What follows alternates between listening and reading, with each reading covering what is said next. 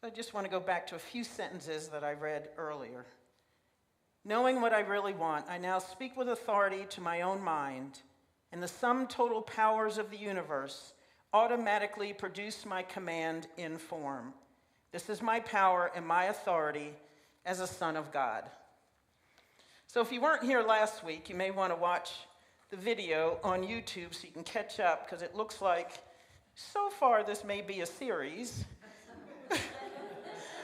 of talks about my health journey last year, which is continuing now in the form of vibrancy, which is my word for the year. So all of the work I did through this health journey was supported by our unity principles. However, when we get to particular challenges in our lives, sometimes these principles take on new meaning, or we dive into them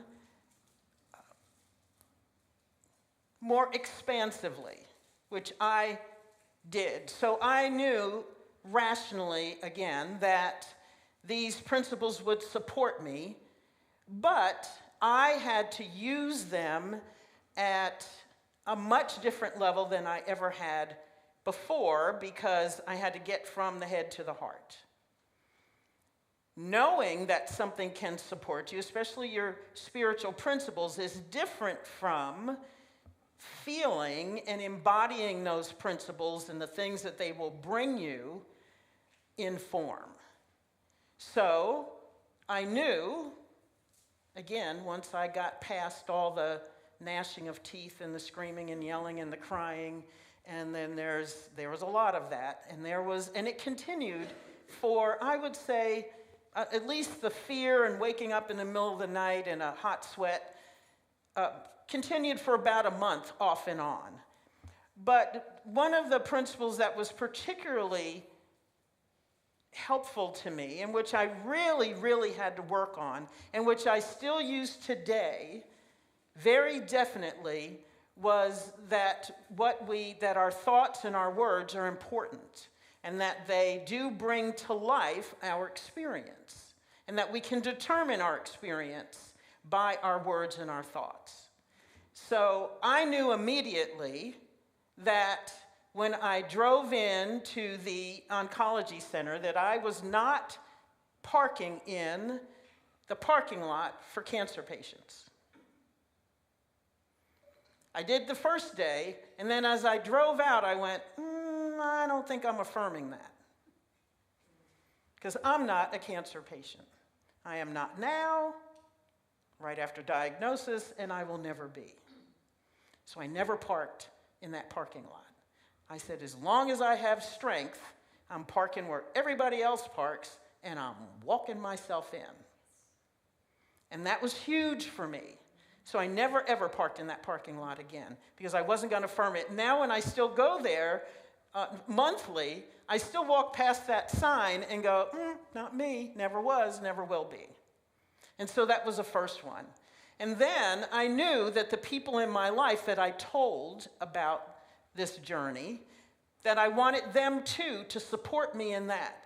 So I told my doctor, and I told him, he's a wonderful man, he really is, and I love going to see him, even though I would hope never to see him again in life. Because that means I'm totally out of treatment. So I will call him Dr. Sunshine, because he always has a smile on his face. And the day that he gave me the diagnosis, he had a smile on his face, which always gave me hope and always shed light upon me. It always did. He's just a wonderful man. So my second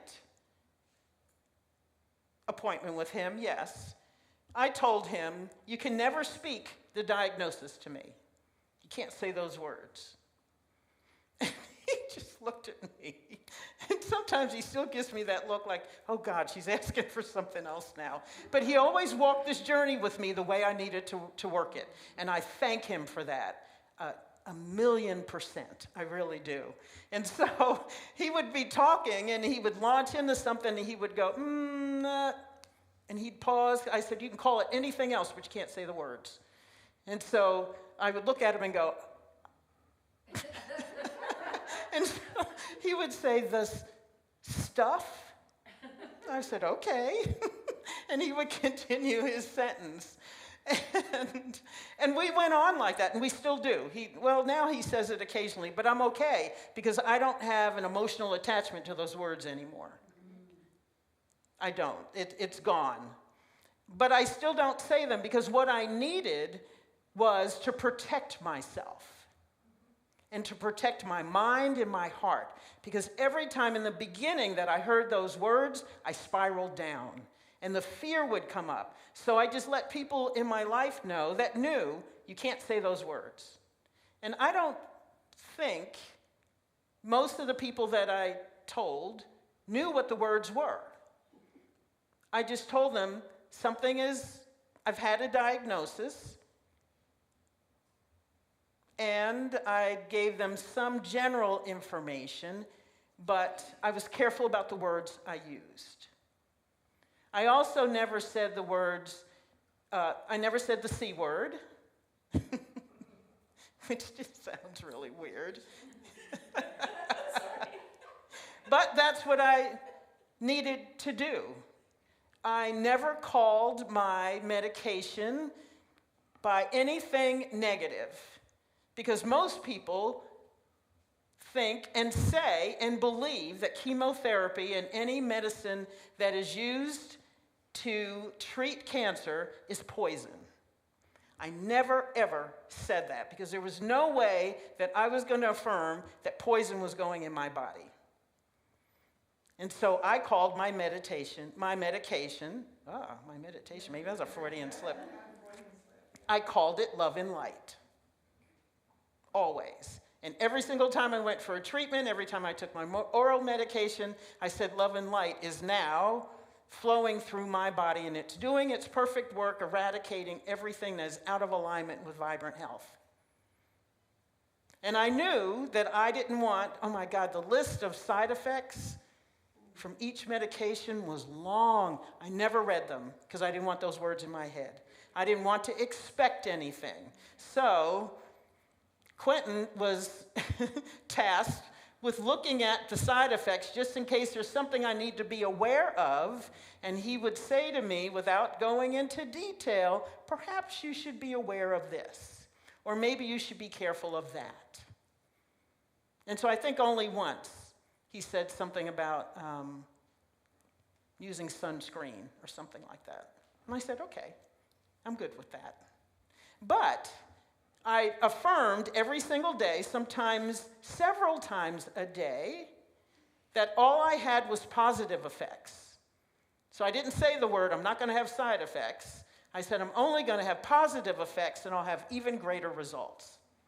So very careful about my words. And every single time, again, that I took my medication, I affirmed, it's just love and light. And it's moving through. Whenever I woke up in fear, love and light is flowing through my body, and it's eradicating. It has done its perfect work. So I said that from day one, or day whatever, early on in the process. So we got to be careful with our words. What do we want? What do we want? What do we want?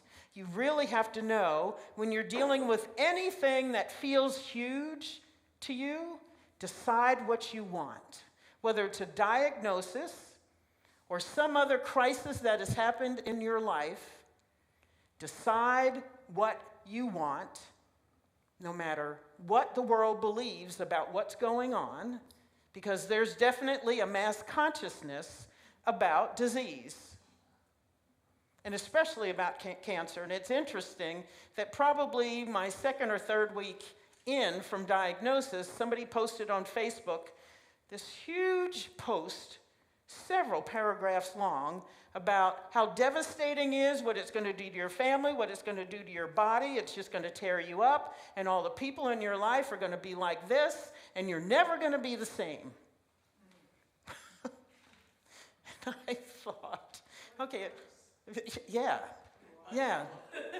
So I, in my mind, thought, I'm just crossing out all of that. I don't believe any of it, nothing, none of that is going to happen in my world. None of it, none of it, none of it. So those words in that reading about that you reject any toxicity or inharmony or disease. That's what I had to do. And that's what you have to do when you're deciding what it is you want in your life.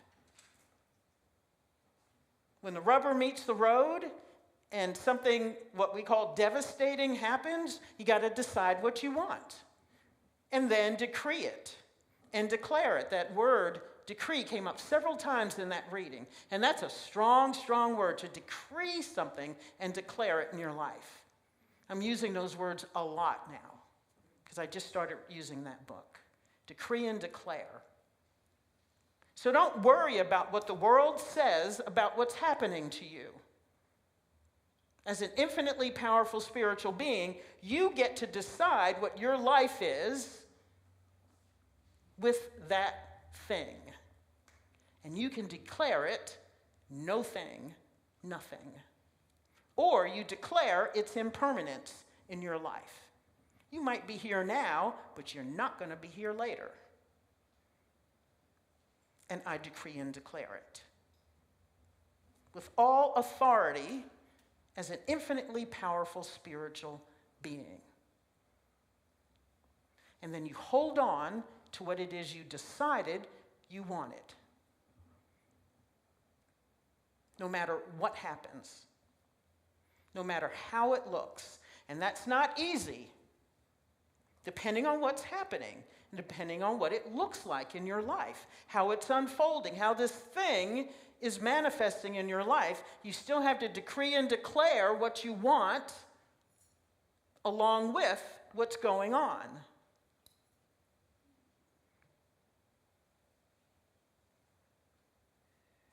That's important. So every treatment, every pill I took, every time I woke up in a nervous sweat in the middle of the night, I would affirm what I want, and that it is happening or it has happened. And I would keep on doing it, keep on doing it, keep on doing it. I wouldn't even say that I was afraid, because I had enough fear, and I didn't want to use that word and keep speaking it into my existence, that I'm afraid of this thing. And so whenever I woke up in a cold sweat, my catchphrase for all that, to let Quentin know that I was dealing with fear, and oh my gosh, I got this thing, and it's now I'm up in the middle of the night, and the first few times I was up and I was crying. I wanted to scream. I don't want this to happen to me or my body. I don't want this in my life. And I would just simply look at him and say, it's time to take the trash out. It's time to take the trash out. And he would know what I meant. I'm in abject fear right now. And it's time to take the trash out. And the trash was the fear and everything else that I was going through my head in that moment. And so even during the day, if I was working and all of a sudden it bubbled up, because in the beginning stuff would just bubble up around it. If I read something else, if we were watching a movie and somebody's got a diagnosis, no matter what the diagnosis was, all of a sudden I was in tears. And I was afraid, because now I'm thinking about, oh my gosh, what they're going through, I'm going to go through. And then I had to take myself out of that, and I would just look at him and say, it's time to take the trash out. It's time to take the trash out.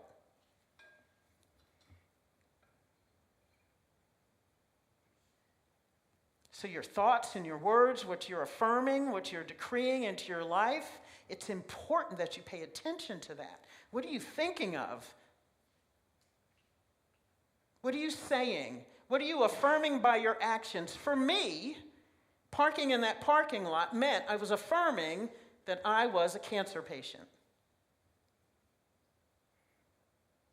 And so 5 minutes later, or as I'm inside getting treatment, I am affirming that I'm not. However, I parked in that parking lot. For me, that meant I was affirming that I was a patient. So for me, that was unacceptable. Like I said, I still won't park there.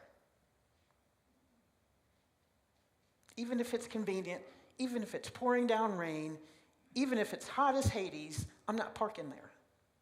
I'll sweat from there all the way to the front door. Doesn't matter. It doesn't matter. And that's how strong our faith and our actions and our thoughts and our words need to be when we're in a situation that we want to change. Because all of this supports our belief level. All of it supports what we will end up embodying as I embody vibrancy. So I was embodying and affirming vibrancy right after diagnosis, as well as I could, as strongly as I could, as earnestly as I could, as passionately as I could. And every single thing that I did during the day, I wanted to have affirmed that. So when I was working out, because that's when I always felt good and strong when I was working out, I'm affirming vibrancy and health and life. And in the beginning, affirming remission. And affirming that at some point I'm never going to have to walk through those doors again. And Mr. Dr. Sunshine will have to invite me to lunch if he wants to see me. Watch your words. Watch your words, watch your words, watch your thoughts. Because from our thoughts go into our words, from our words go into what it is we are starting to establish in our lives. So every single time you have a thought or there's an action as you're trying to support yourself into expressing something new, you got to go back to what is it I want? And I wanted life. Vibrant life. That's what I wanted. So I had to ask myself, with the things that I'm doing, the things am I affirming life? If the answer was no, then I had to make a change in the instant, in that moment, about what I said and what I thought. And I had to work on it, or I had to meditate on it, or I had to pray about it. And don't let up. And the only people you share with are the people who can hold whatever it is that you are trying to express at a very high level. No one else gets to be in that world with you. Nobody. You got to protect yourself. You got to protect your belief. You got to protect your heart and your mind and your emotions. Because in the beginning, you know how it is when you step into something that's devastating for you, whether it's the end of a marriage or a relationship or a friendship, or your job has just terminated you, or there's something else going on, you've had any kind of a diagnosis, whatever it is in your life, and you start telling people and you start talking about it, and then you get back into a spiral with them. It was hard enough for me to keep myself from spiraling. What the heck am I going to do with somebody else who's spiraling? I can't pick you up off the floor if I'm having trouble myself, if it's a challenge for me to stand up in what I'm trying to do. I can't worry about you. Is that selfish? Maybe. If I'm trying to affirm life, I don't care. And that's good, because you have to preserve what it is that you need in that moment. In that moment. So don't be afraid to stand in and for what you want. What you want. Because it's going to help you get down the road to manifesting what it is you've decreed into form. Into form.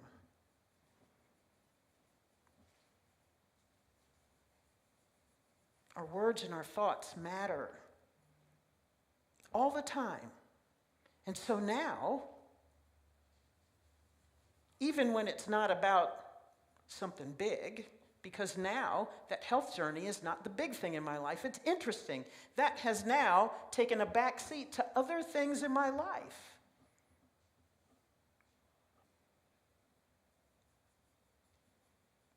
In the beginning, it was huge. Now, what my life is about is vibrancy. It's not about a diagnosis. It's not about a disease. It's not about healing. It's all about vibrancy in life. Only. And so it's almost second nature now to embody vibrancy and to affirm it and to do the things that help me stay there in that affirmation of it.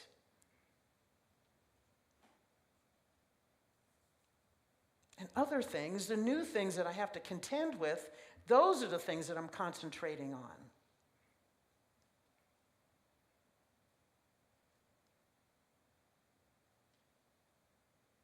That's what working these principles can do. You got to believe that they work. And you have to know, like I expressed last week, that if they worked in one instance, they'll work in another instance. It doesn't matter what we have judged this new thing to be, big, devastating, whatever it is you've called it. It doesn't matter. If it worked here, it'll work there. We just have to apply ourselves to it. We just have to work it and work it and work it and work it and work it and work it again until it shows up the way you've decreed it.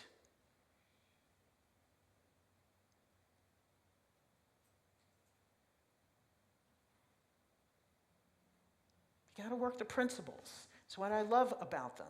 They are things for us to do. They are tools for our lives. So no matter what it is that shows up in your life, you bring spiritual principle to it. And even if you don't have examples from your own life, you can use my life as the example. Heck, if it worked for her, it can work for me. If it worked for that, it can work for this. If peace can be found there, then peace can be found here in my life.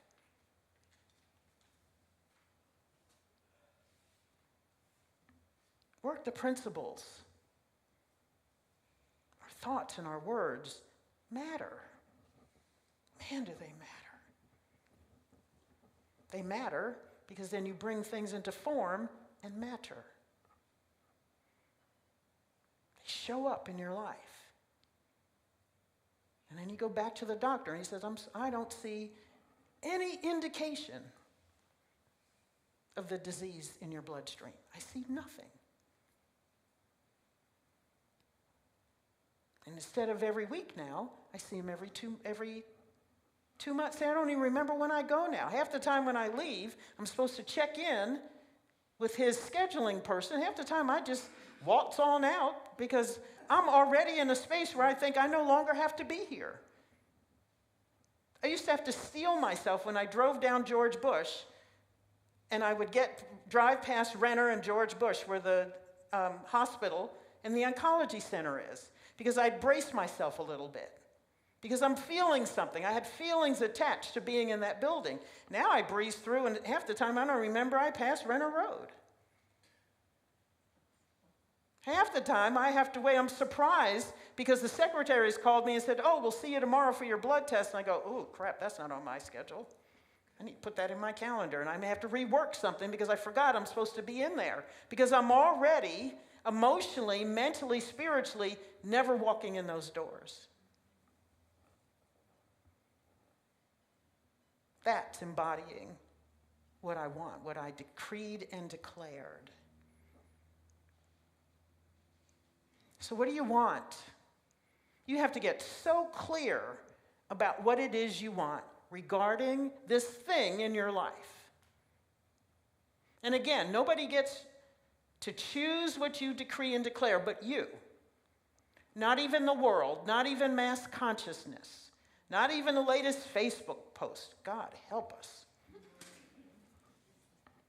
All the stuff that's shared, all the books that you would read, all the things that people said to me without knowing what my situation was about people they knew that were dealing with cancer, that were dying or suffering or having some supreme challenge. All of that I had to learn how to deal with. All of that I had to keep from me and say to myself, that's not my experience, that's not what I decreed and declared, that was their path, not mine. And that took some time to be able to do that, to separate myself from the world and what I heard and what was said to me or what I saw on TV or what was on the news. Somebody else succumbs. Oh my gosh. Another one? And there are a lot of people suffering from disease. every single time I go for a treatment, I have to wait. Because there's a line, because there's so many people in treatment. That concerns me, that there are so many of us.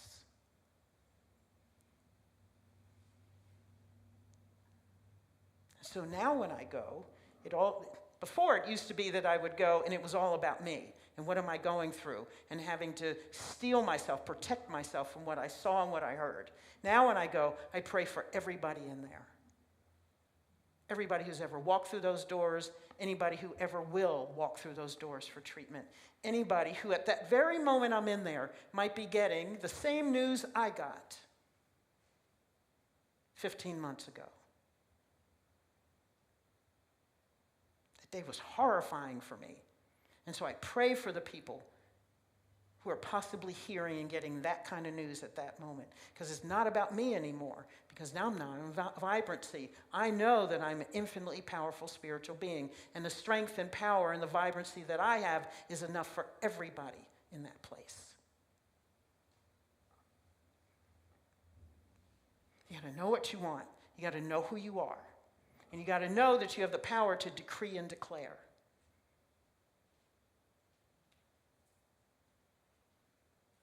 So what do you want? Pick that thing in your life. Look at it again. And maybe you didn't ask for enough. Because when I got to remission, I said, why the heck did I stop there? Because I'm not trying to do this again.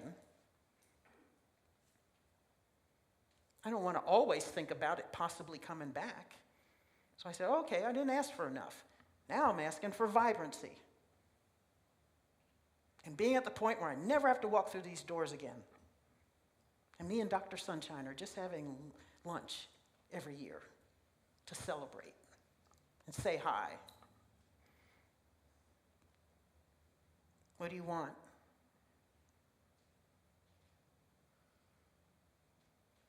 And be earnest about decreeing what it is you want. Let the universe, let God, let Spirit, let your heart know what that is.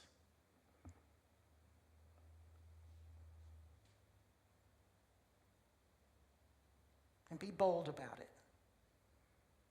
If you can ask for a little, you can ask for a lot. Same amount of energy is needed to manifest. A little bit or a lot. Universe doesn't care. It's all up to you as infinitely powerful spiritual beings. So let's take this into meditation.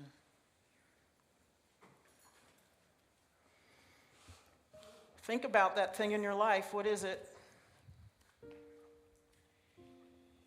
Everybody's got something. What is it? Problems with family? Ruptured relationships? Health?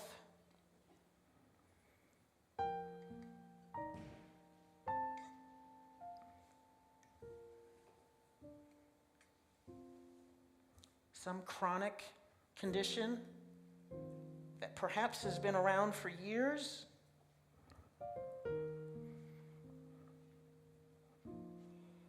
Or the doctor says there's nothing we can do about it? Just something you got to deal with? Or you're at that age? This is to be expected? Or you'll be on this medication forever? Or you feel like love has passed you by and it's just no hope for it?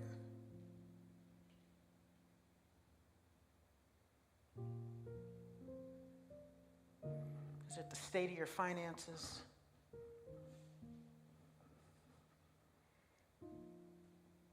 You think your income is fixed?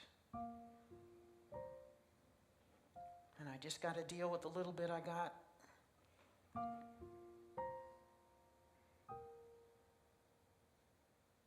You feel like you don't have any skills that anybody values.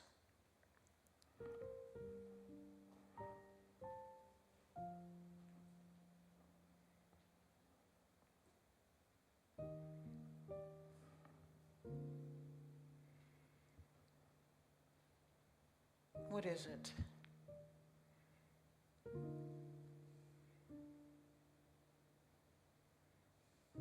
Face it head on. There's nothing to fear.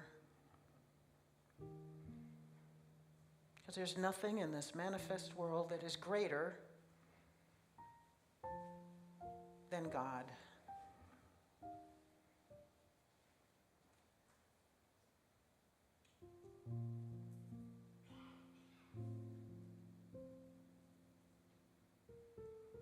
And start to brainstorm, dream about what it is you want.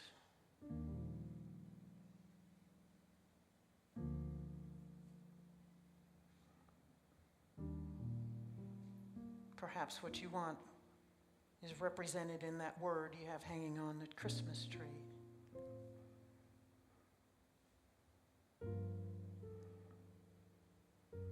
And perhaps you still haven't quite wrapped your head and your heart around that word and that energy.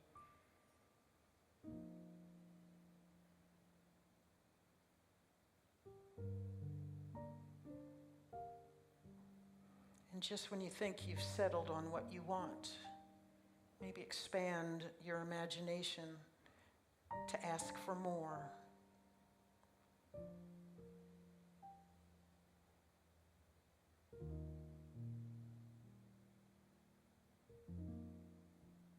Are you still asking for crumbs?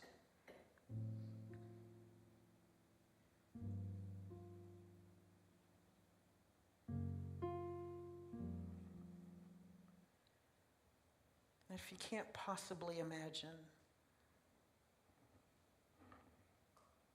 something good coming from what you're dealing with, ask Spirit.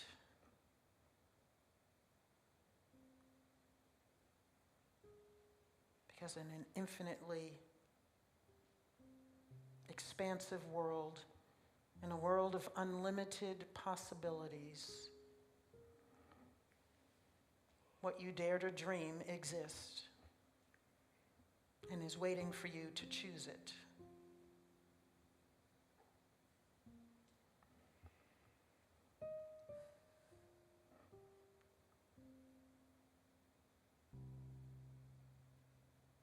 I'll say that again. In a world of infinite possibilities, what you dare to dream or ask for exists.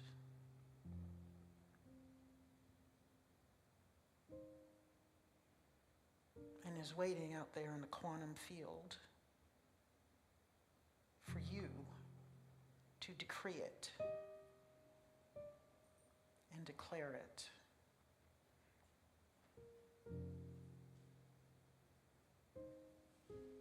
Everything is possible.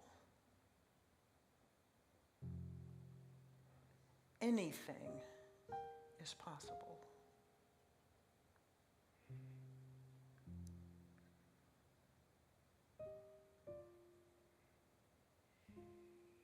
And as an infinitely powerful spiritual being,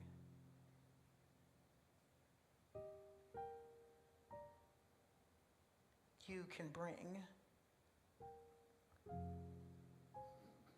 one of those infinite possibilities into form by your belief, by decreeing and declaring,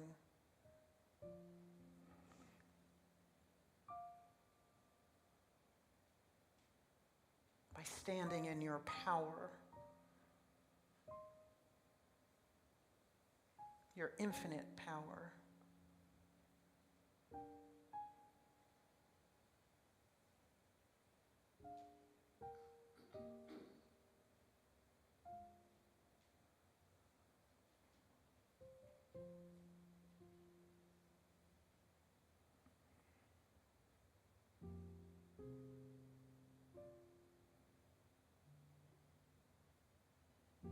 What do you want?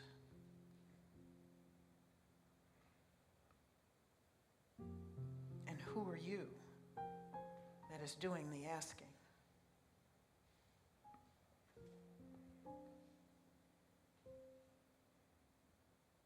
Know who you are.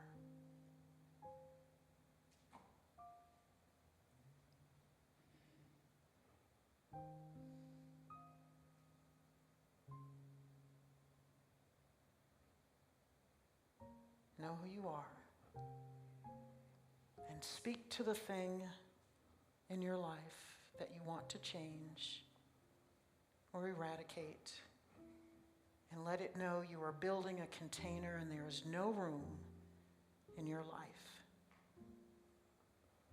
for it.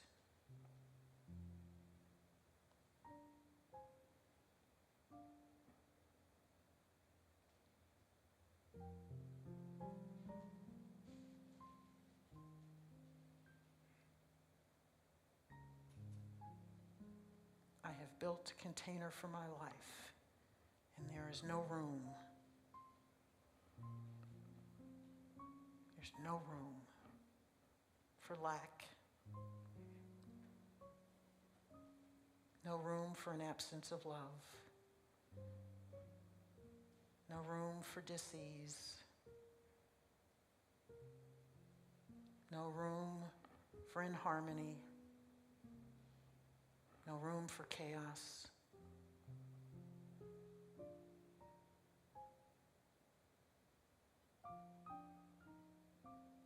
No room for exhaustion.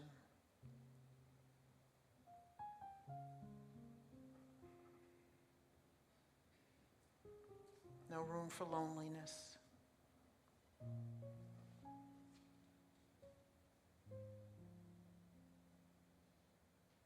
There is only love.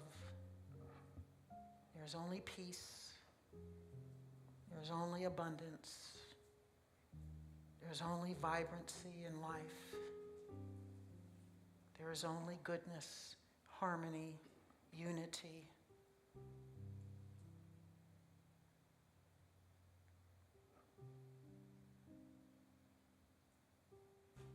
There's only room for power and strength, for wisdom.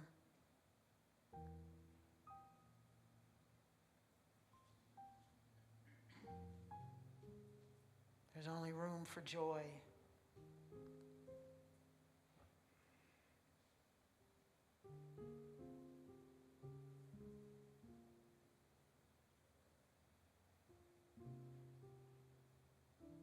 There's only room for God.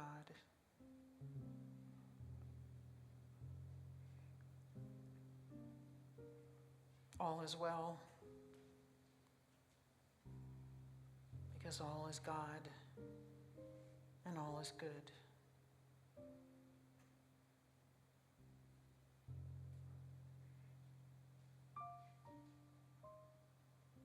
All is well, because all is good and all is God.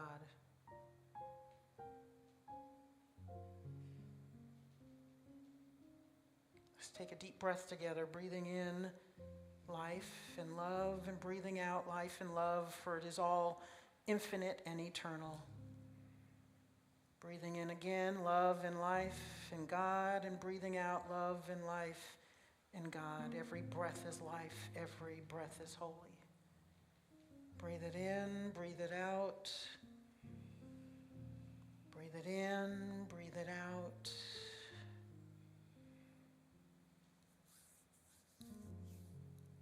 Everything is holy. Everything is light.